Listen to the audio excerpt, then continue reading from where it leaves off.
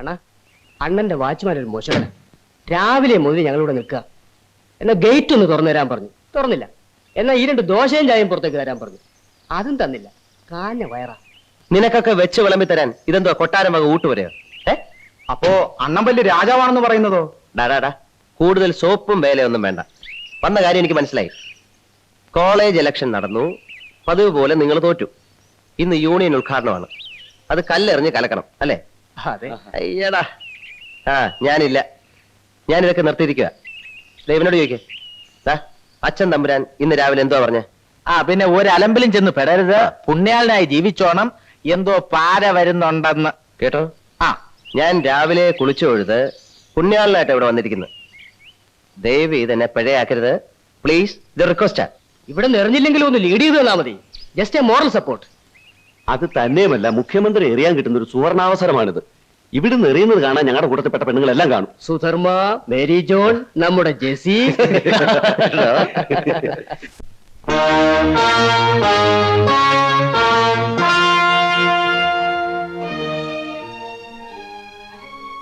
Mister Nair ഇതൊരു തീരുമാനമൊന്നും പറഞ്ഞില്ല.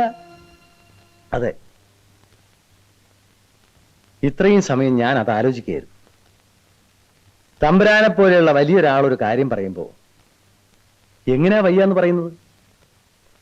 പക്ഷേ എന്റെ പൊസിഷൻ കൂടി തമ്പുരാനൊന്ന് മനസ്സിലാക്കണം. ഇലക്ഷനിൽ നമ്മുടെ കക്ഷി ജയിക്കുമെന്നുള്ളത് ഉറപ്പാ. അതിലെനിക്ക് ടെൻഷനില്ല. കാരണം പ്രതിപക്ഷത്തിന്റെ കുഴി അവര് തന്നെ തോണ്ടിയിട്ടുണ്ട്.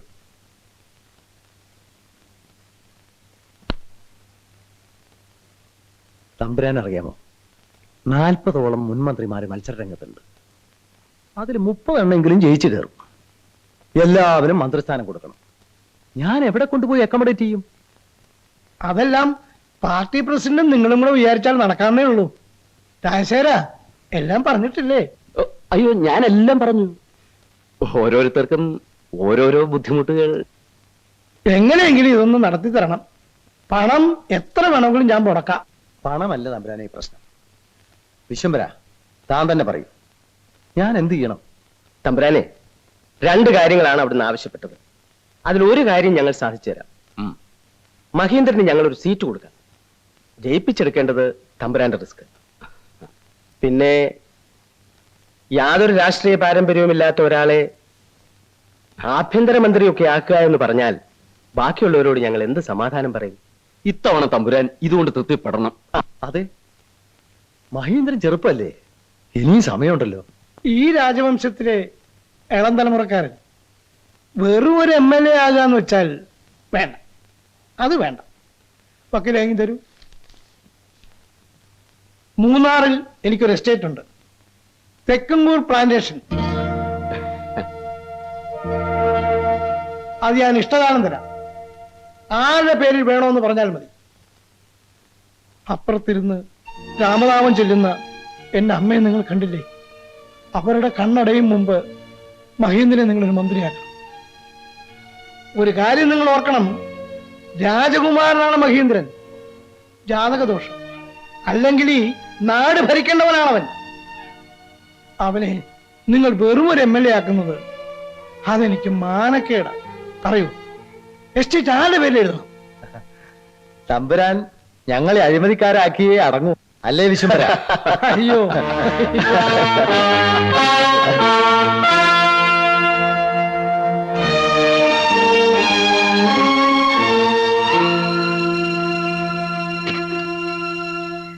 ഞാൻ വാക്ക് പറയുന്നില്ല.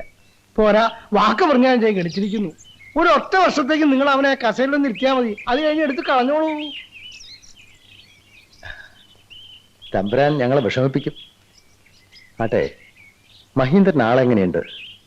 ഞാൻ കണ്ടിട്ടില്ല. നാളെ അവനെയും കൂട്ടി ഞാൻ TV-യിലേക്ക് വരാം. രാഷ്ട്രീയത്തിൽ ഇറങ്ങാനുള്ള യോഗ്യതകളൊക്കെ ഉണ്ട്. ശരി, പോട്ടെ.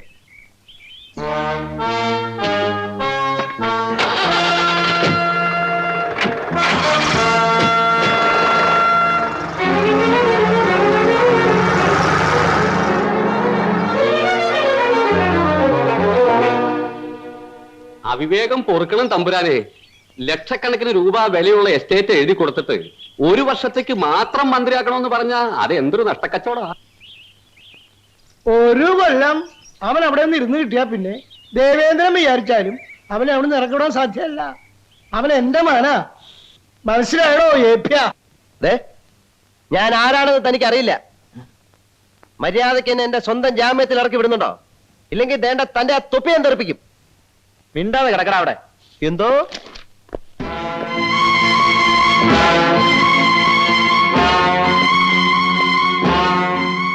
അമ്മാവൻ മാറി നില്ലടേ, മാറി നില്ലടേ. മാറിക്കടേ. എന്തോ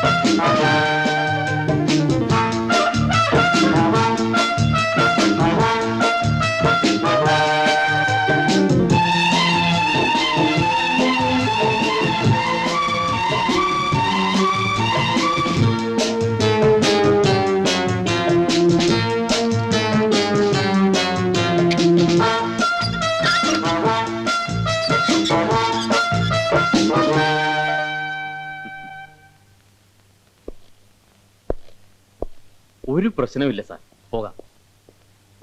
തൊപ്പി തെറിപ്പിക്കുമെന്ന് നേരത്തെ പറഞ്ഞ ചുമ്മാതെ വരട്ടാനാ. പക്ഷെ ഇപ്പൊ പറയുന്നു തെറിപ്പിക്കും. എന്തോ വാടാ.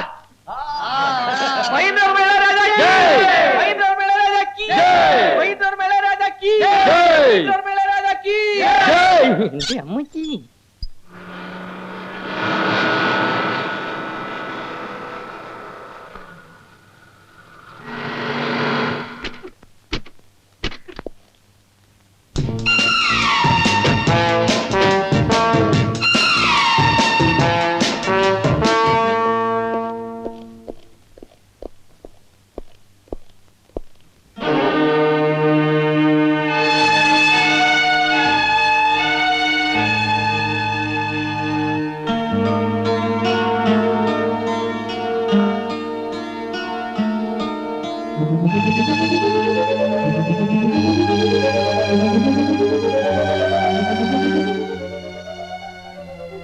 എത്രയും പ്രിയപ്പെട്ട എന്റെ വിദ്യാർത്ഥി സുഹൃത്തുക്കളെ, ഈ അവസരത്തിൽ ഞാൻ നിങ്ങളെ ഓർമ്മിപ്പിക്കുകയാണ്, നാളെയുടെ പ്രതിനിധികളായ നിങ്ങൾ ഓരോരുത്തർക്കും പൗരബോധം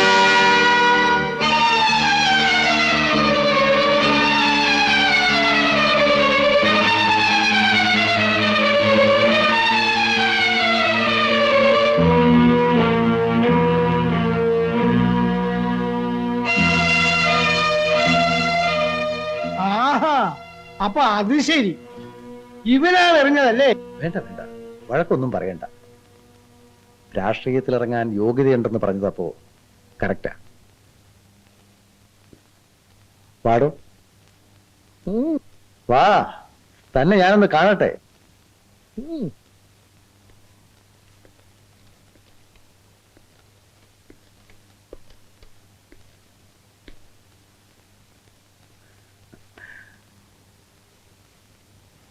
ഇരിക്കടോ.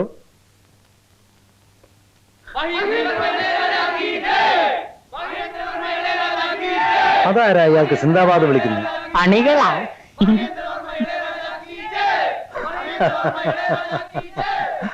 നല്ലത്. പക്ഷേ രാഷ്ട്രീയത്തിൽ ഇറങ്ങാൻ ഇത് മാത്രം പോരാ. കുറച്ച് ഇന്ത്യാ ചരിത്രം, കുറച്ച് നമ്മുടെ പാർട്ടിയുടെ ചരിത്രം, സ്വാതന്ത്ര്യ സമര ചരിത്രം, ഇതൊക്കെ ഒന്ന് പഠിക്കണം. എവിടെയെങ്കിലും ചെന്ന് 4 വർത്താനം പറയുമ്പോ മാറാൻ പാടില്ലല്ലോ. അതൊക്കെ ഇവനെ പഠിപ്പിക്കാൻ ഞാൻ വേണ്ട ഏർപ്പാടുകൾ ചെയ്തിട്ടുണ്ട്. കുഞ്ഞുണ്ണിയാശാൻ പഴയ സ്വാതന്ത്ര്യ സമര സേനാനി, പെൻഷനും താമ്രപത്രം ഒക്കെ കിട്ടിയിട്ടുണ്ട്. അതുകൊണ്ട് കാര്യമായില്ല. അക്കാലത്ത് ജയിലിൽ കിടന്ന പിടിച്ചുപറിക്കാർക്കും പോക്കറ്റടിക്കാർക്കും ഒക്കെ താമ്രപത്രം കിട്ടിയിട്ടുണ്ട്. വിവരമുള്ളവനാണോ? അയ്യോ, കുഞ്ഞുണ്ണിയാശാൻ അത്രക്കാരനല്ല. ഉപ്പ് സത്യാഗ്രഹത്തിനൊക്കെ പോയിട്ടുണ്ട്. പാവം ഇപ്പൊ പട്നിയാ. പട്ടിണിക്കാരനാണെങ്കിൽ അയാൾ യഥാർത്ഥ സമരഭടനായിരിക്കും. പഴയ പോക്കറ്റടിക്കാരൊക്കെ രക്ഷപ്പെട്ടു പോയി.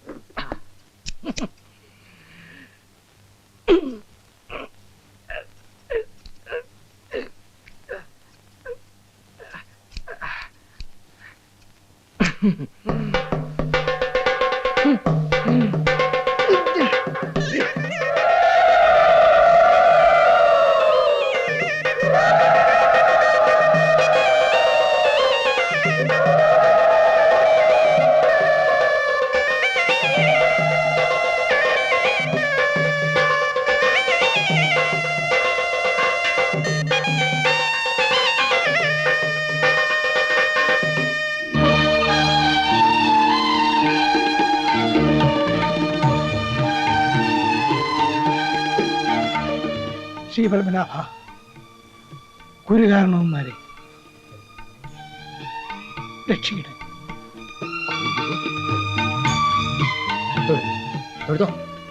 ഗുരുവായൂരപ്പ, ആഞ്ജനേയ, കളരി പരമ്പര ദൈവങ്ങളെ. ഞാൻ അറിഞ്ഞില്ല.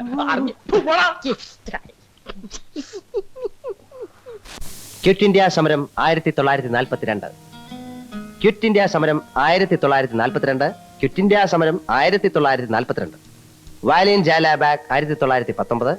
വാലിയൻ ജാലാബാഗ് 1919. വാലിയൻ ജാലാബാഗ് അല്ല കുഞ്ഞെ, ജാലിയൻ വാലാബാഗ്. ആ എന്തെങ്കിലും ആവട്ടെ. ജാലിയൻ വാലാബാഗ് 1919. ഛെ, ഇതാ ഒരു പേരൂടെ ഉണ്ടല്ലോ. ആ ലാലാ ലജ്പത് റായ്. ലാലാ ലജ്പത് റായ്. ഇനി ഒരാളൂടെ ഉണ്ട്. ദാദാബായ് നവറോജി. ദാദാബായ് നവറോജി. എടാ ബാവേ, ഓരോ പേരുകള്. തമ്പുരാനെ, ഇവിടുന്ന് ജയിച്ച് അവിടെ ചെല്ലുമ്പോ ഞങ്ങളുടെ ആ പെൻഷൻ കൃത്യസമയത്ത് കിട്ടാനുള്ള ഒരു നീക്കുപോക്ക് ഉണ്ടാക്കണം. ഇപ്പോ അതൊക്കെ ഒരു വകയാ.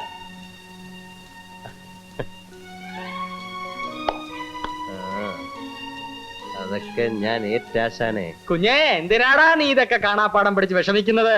ദേ ഗാന്ധി സിനിമയുടെ കാസറ്റ്, ഇന്ത്യ ചരിത്രം കംപ്ലീറ്റ്, റിച്ചാർഡ് ബാർബറ. റിച്ചാർഡ് അറ്റൻബർ. പറഞ്ഞോലെ ഇത് മതിയല്ലോ. അപ്പൊ ആശാൻ പോയിട്ട് നാളെ വാ. ഇത് കളറാണ്. പിന്നെ കളറ്